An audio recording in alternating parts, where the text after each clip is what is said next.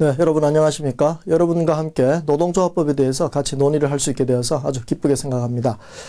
제 강의 근로기준법을 들으신 분들은 이미 아시겠지만 우리 강의는 이 PDF 파일이 이미 제공되어 있고 그 자료를 중심으로 해서 제가 강의로 쭉 설명을 해 나갈 것입니다. 그런데 제 강의를 쭉 들으신다면 제가 이렇게 PDF 파일을 보자고 할 때 잠깐 보시면 되고 대부분의 경우는 제 강의만 쭉 들으셔도 아마 정리가 될 것으로 생각이 됩니다. 그래서 오늘 이 제1강 노동조합의 이 설립과 운영에 대해서 같이 좀 살펴보도록 그렇게 하겠습니다. 우리 한국의 노동조합이 5,000개 정도 이렇게 있습니다. 그래서 아마 여기 강의 들으시는 분 중에 많은 분들은 이미 노동조합에 가입하셔서 활동하고 계시리라고 믿습니다. 그러면 이 노동조합이 과연 무엇인가 하는 데 대해서부터 좀 생각을 해보도록 하시죠. 우리 노동조합법 2조에서는 이렇게 표현하고 있습니다. 거기 교재 1페이지에 보시면 근로자가 주체가 되어 자주적으로 단결하여 근로조건의 유지, 개선, 기타 근로자의 경제적, 사회적 지위의 향상을 도모함을 목적으로 조직하는 단체 또는 그 연합단체를 말한다. 이렇게 표현되어 있습니다. 이 조항에서 우리는 이 노동조합의 두 가지 특징을 보실 수 있죠. 첫 번째 하나는 자주성이라는 것, 자주적 단체라는 점을 기억하실 수 있겠습니다. 그 다음에 두 번째의 특징은 목적과 관련해서 생각해 볼 수 있습니다. 그래서 이 노조는 이 자주성이 완비되어야 하고 그 다음에 그 목적이 정당할 때 노동조합으로서의 보호를 받을 수 있다고 보는 것입니다.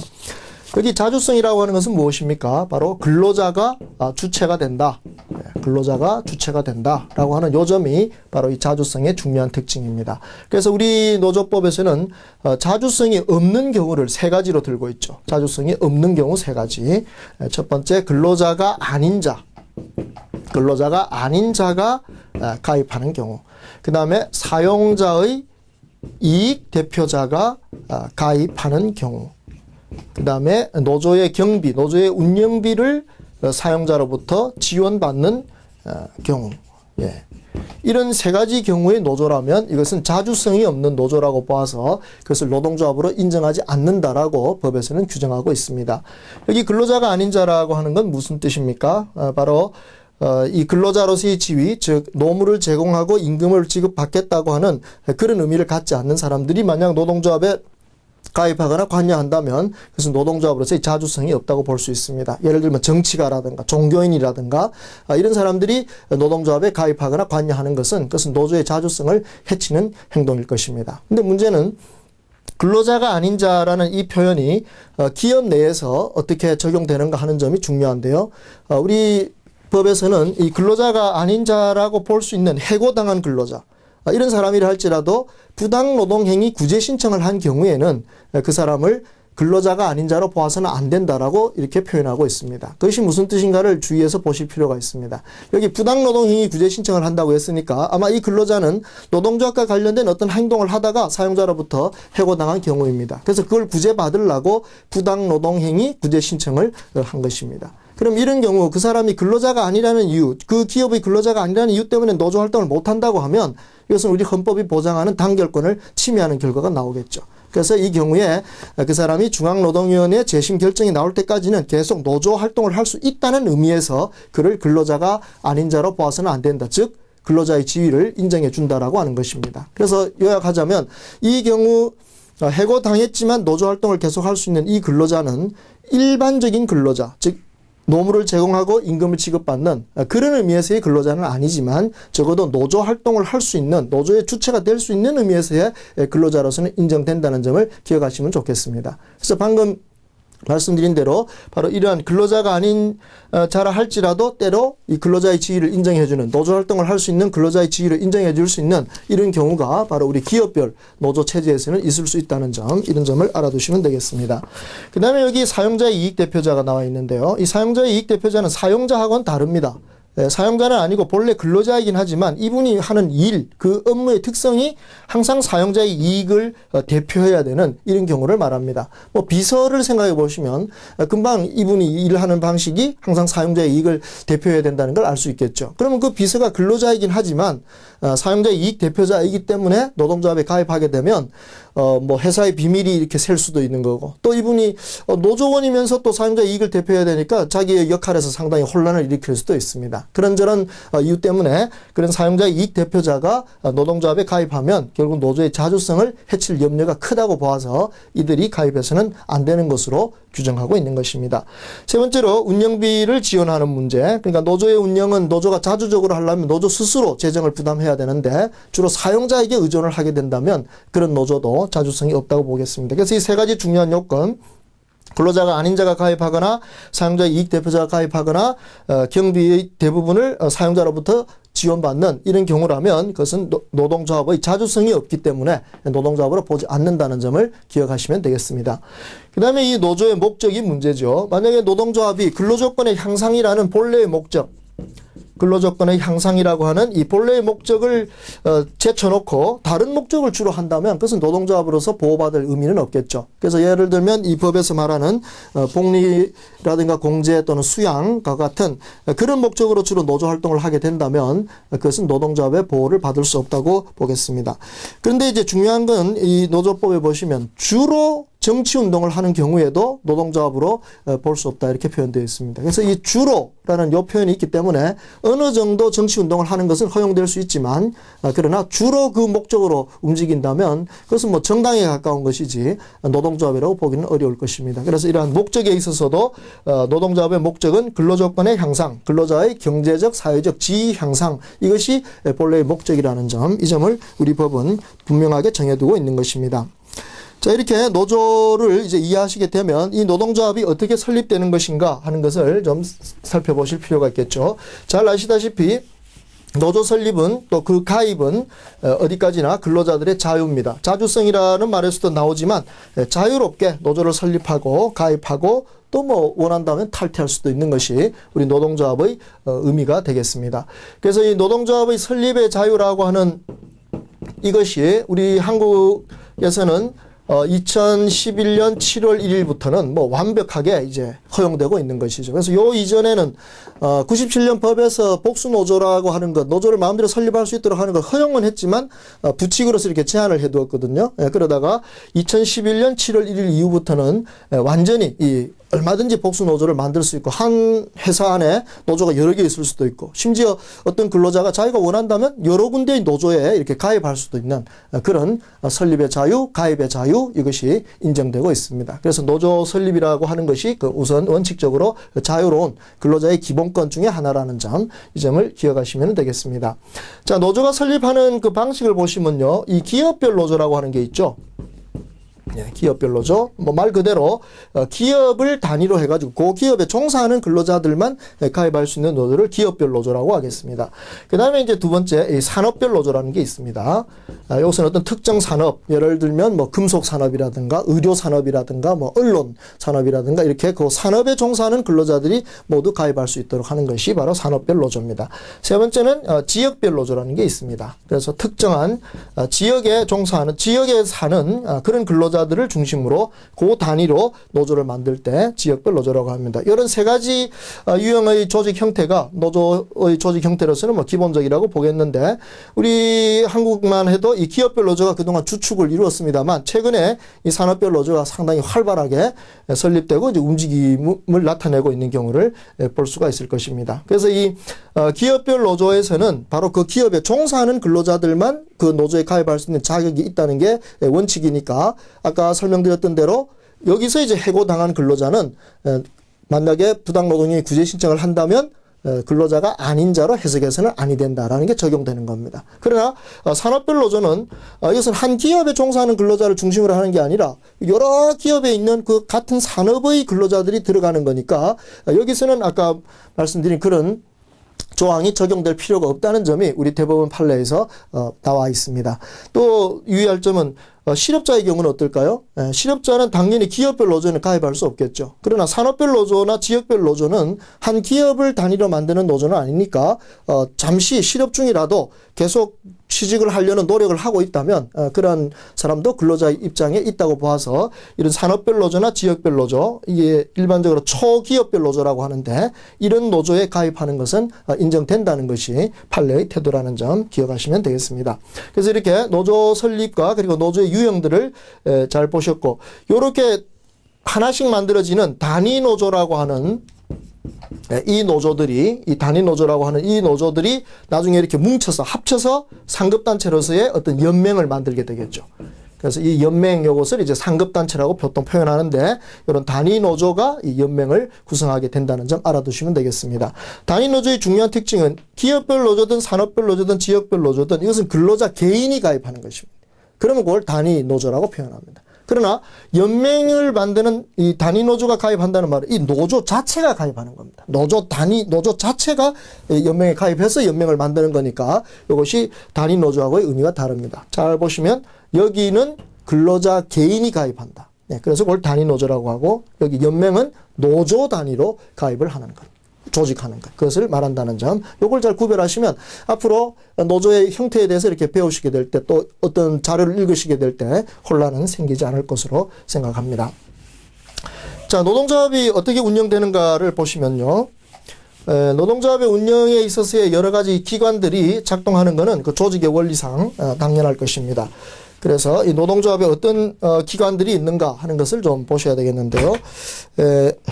첫 번째, 노조의 의결기관이 있습니다. 노조의 의결기관. 그 다음에 두 번째, 노조의 집행기관이 있겠습니다. 그리고 감사기관이 있습니다. 마치 상권분립의 원리처럼 그렇게 작동하고 있습니다. 요즘 이 민주주의 시대에는 뭐 어느 조직이든 이렇게 상권분립 형태로 가는 것이 뭐 일반적이라고 보겠죠. 노조도 마찬가지입니다. 그래서 의결기관으로서의 총회가 있을 것이고 이 총회는 근로자 노조원 전체가 이렇게 모이는 그러한 어떤 의사결정을 하는 기관인데 이게 이제 노조가 크면 한꺼번에 다 모이기가 곤란하니까 이 총회를 가름하는 대의원회라는 게 있습니다. 그래서 이 총회나 대의원회나 이 노조의 의결기관이다 하는 점을 알아두시고 원칙적으로는 이 총회가 노동조합에 있어서 최고 의결기관이라는 점 그걸 알 수 있겠습니다. 그래서 이 대의원회를 이제 두는 경우에는 이 대의원이라는 분들을 선출을 하게 되겠죠. 그래서 이 대의원들은 그 어떤 단위마다 이렇게 뽑아서 근로자들을 대표해서 의결에 참여하게 하는 그런 역할을 하고 있습니다. 그래서 일부 큰 기업에 가보면 이제 대의원이 마치 그 현장에서의 어떤 간부처럼 이렇게 활약하는 경우도 볼 수는 있습니다만 원칙적으로 노조 대의원은 의결기관의 일원이지 사실은 어떤 라인상의 어떤 집행기관은 아니었다는 점, 이 점을 좀 참고하시면 좋을 것 같습니다. 그 다음에 이제 노조에서 의결기관의 의결사항들을 집행해주는 집행기관이 있습니다. 그래서 이걸 우리 노조법에서는 임원이라고 표현하는데요. 이 임원이냐 아니냐 하는 것을 어떻게 판단하느냐. 노조규약이라고 하는 노동조합의 헌법이죠. 노동조합 스스로가 만드는 이 노조규약이라고 하는 이 규정에서 정하는 임원. 이 사람들이 임원이 되는 겁니다. 그러니까 보통 위원장, 사무총장 뭐 이런 사람들이 이제 보통 그 임원으로서 노조 규약에 규정되는 경우가 많이 있습니다. 근데 그 밖에도 보면 뭐 무슨 부장, 무슨 국장 이런 식의 여러 가지 그 집행하는 간부들이 있는데 이런 분들은 임원은 아니고 노조 규약에서 말하는 그 노조의 집행기관, 그 집행기관을 보조해주는 하부기관이라고 보면 되겠죠. 그래서 그 전체 분들을 이제 뭉쳐서 부를 때 이제 집행부라는 표현을 쓰기는 합니다만 사실은 노동조합법상 이 집행부는 노동조합법상 이 말은 나오지는 않고 바로 요 임원이라는 요 직책에 들어가는 사람들만 이것이 이제 집행기관으로서 인정된다는 점을 아시면 되겠습니다. 이게 왜 중요한가 하면 노조규약에서 임원으로 정해진 즉 노조법상 집행기관이 되는 분들은 반드시 그 선출이나 해임을 총회에서 해야 됩니다.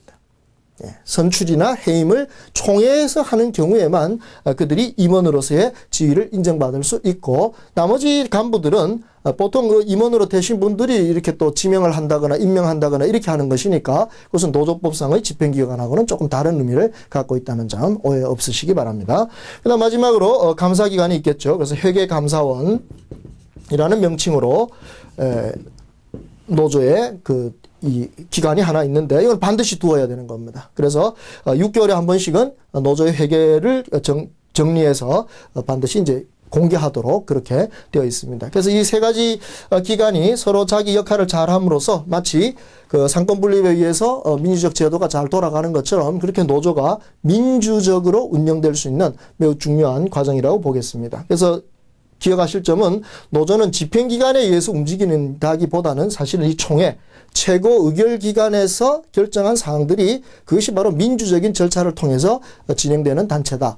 그래서 어떤 사람들은 노동조합은 민주주의의 아주 멋진 훈련장이라고 표현합니다. 그래서 국가적으로 민주주의를 시행한다는 게 상당히 많은 어려움이 있다는 게 현대 정치의 현실인데 이 노동조합 내에서 우리 조합원들이 스스로 자기의 어떤 의사표시를 하고 권리를 행사하고 자기의 대표를 뽑고 하는 이런 과정들이 잘 진행된다면 그야말로 민주주의를 실천하고 훈련받을 수 있는 아주 멋진 그러한 기회가 될 수 있다는 의미인 것 같습니다.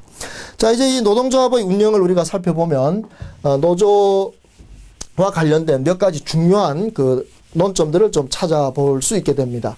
지금 방금 우리가 임원과 관련해서 좀 얘기를 했는데 우리가 상식적으로 이렇게 받아보면 노조의 임원이라고 하는 분들이 잘 보시면은 근로는 제공하지 않고 노조 활동만 하는 이런 경우를 종종 보시죠.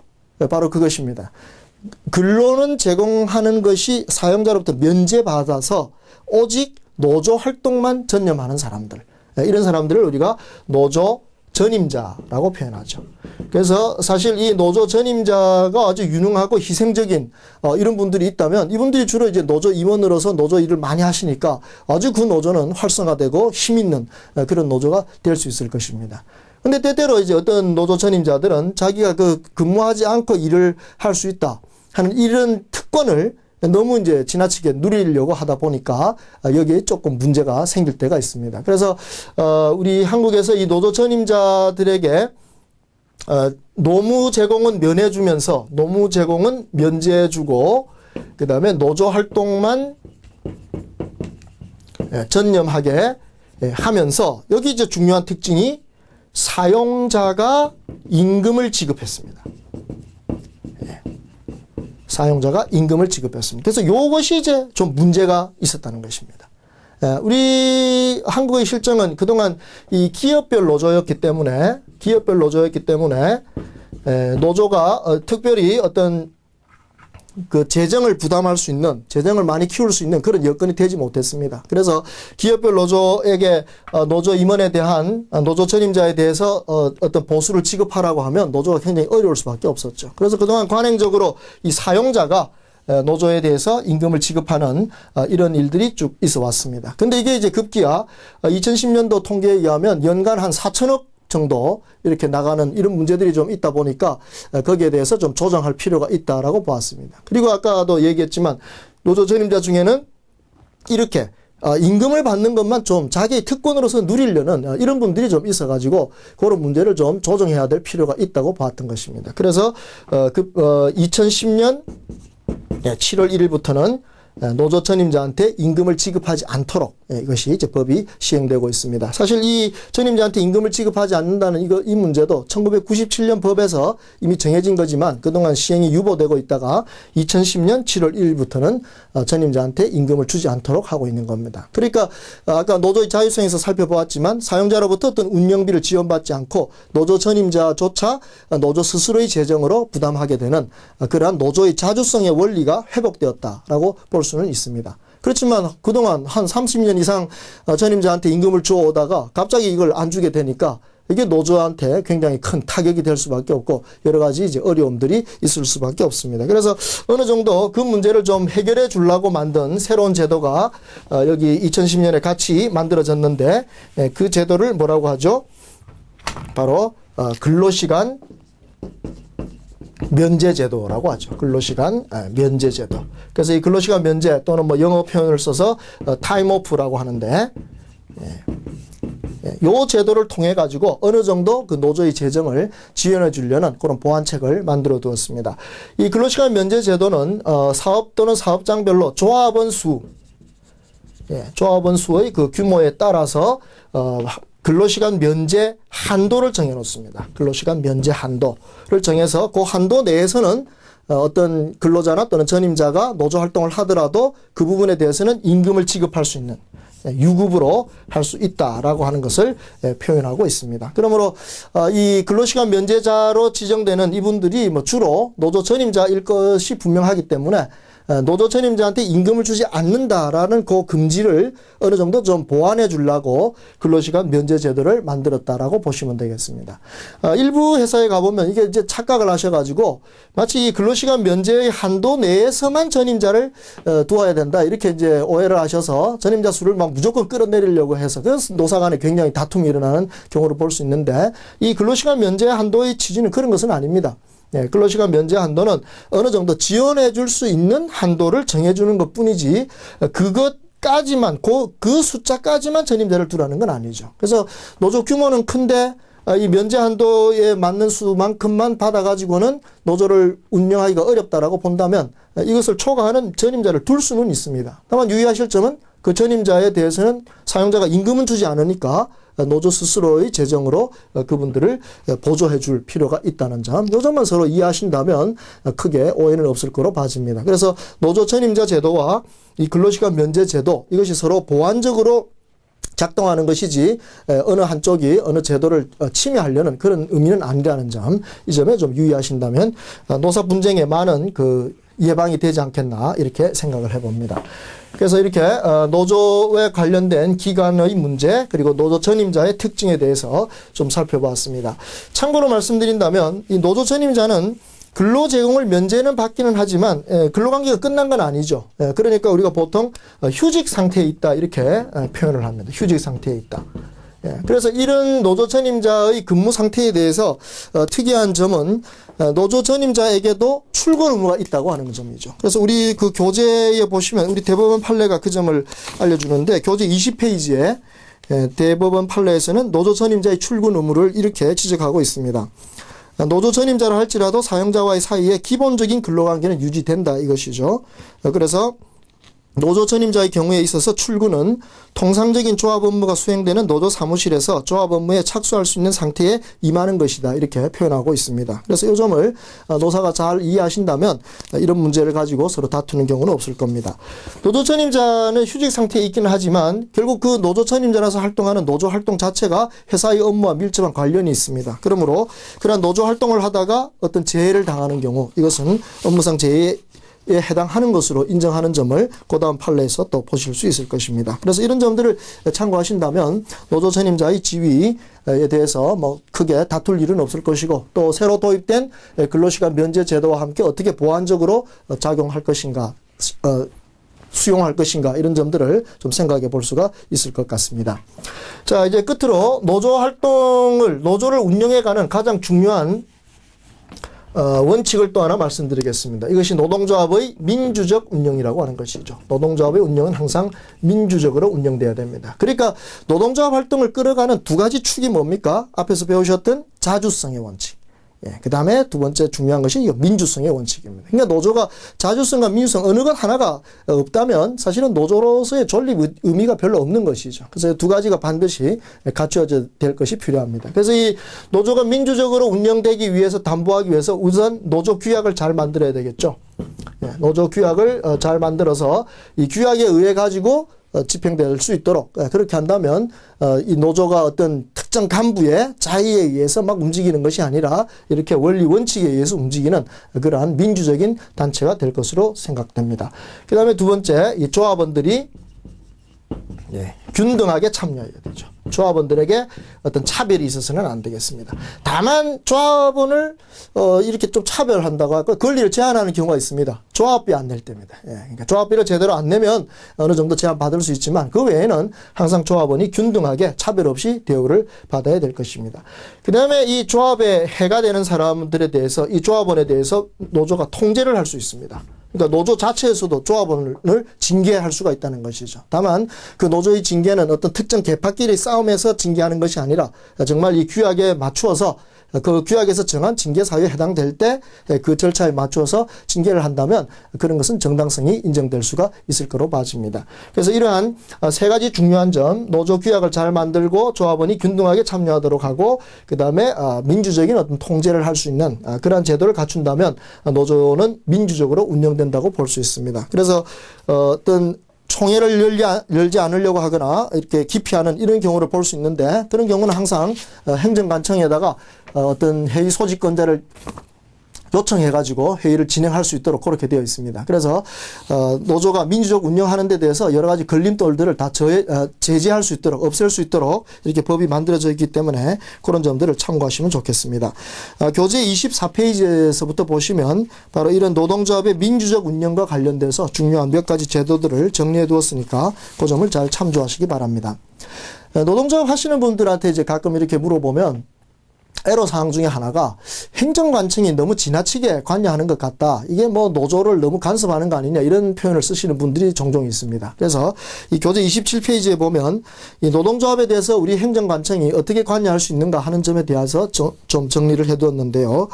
바로 이 행정관청이 노동조합을 관여한다는 것은 말하자면 후원해 주려고, 지원해 주려고 관여하는 것이 원칙이어야 합니다. 왜냐하면 헌법상 단결권이 기본권으로 보장되니까 국가라 할지라도 그 단결권을 침해하는 행동을 할 수가 없겠죠. 그래서 우리 노동조합법에서 노조 설립을 신고해야 한다든가, 뭐 노조의 어떤 문서를 열람한다든가, 어떤 지시를 하거나 보고를 받는다든가 하는 이런 행정관청이 관여하는 수준들. 그 다음에 회의 소집자가 회의를 열지 않거나 없는 경우, 그럴 때 회의 소집권자를 지명해 준다든가 하는 이런 정도의 역할들은 사실은 노동조합을 지원해 주려는 역할이라는 점, 이 점을 기억하실 필요가 있습니다. 그러니까 간단히 말하면 행정관청의 노동조합 관여는 조성적, 후원적 관여지 거기에 대한 어떤 간섭적인 그런 관여가 되어서는 안 된다는 점, 이런 점들을 우리가 보실 수 있습니다. 그래서 거기에 대한 자세한 점들은 교재 27페이지에서부터 정리가 되어 있으니까 참고를 하시면 되겠습니다. 어쨌든 우리 헌법 33조가 단결권, 단체교섭권, 단체행동권이라는 노동 3권을 보장하고 있는 이상 그 하위 법령들이 모두 그것을 실현할 수 있는 방식으로 움직여야 될 것이고, 그건 당연히 행정관청도 마찬가지입니다. 또한 사용자도 마찬가지고 노동조합도 그러한 목적에 맞게끔 움직이는 것이 필요할 것입니다. 그래서 이 노동조합의 의미, 그 다음에 노동조합의 운영 원칙, 자주성과 민주성이라는 이 두 가지 원칙을 절대로 잊지 않도록 하셔서 노조를 운영해 가시고 활동해 가신다면 아마 그러한 노조 활동을 통한 건전한 노사관계의 발전, 그리고 우리 근로자들의 경제적 사회적 지위의 향상이라는 목적들이 모두 달성될 것으로 기대됩니다. 오늘 1강은 이것으로 마치도록 하겠습니다. 감사합니다.